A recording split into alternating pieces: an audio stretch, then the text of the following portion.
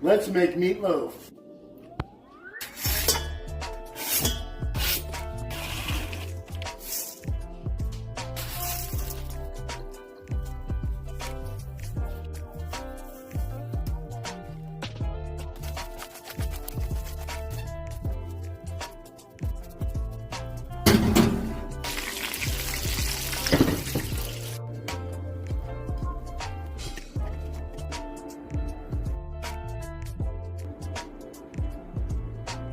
Alright guys, here's our meatloaf. Let's give it a try. So first I'm going to try the meatloaf without any gravy on it. Cheers.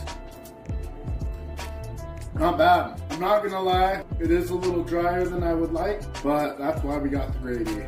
But it is really good. You can really taste the thyme. So now, let's get a piece with some gravy. That's good.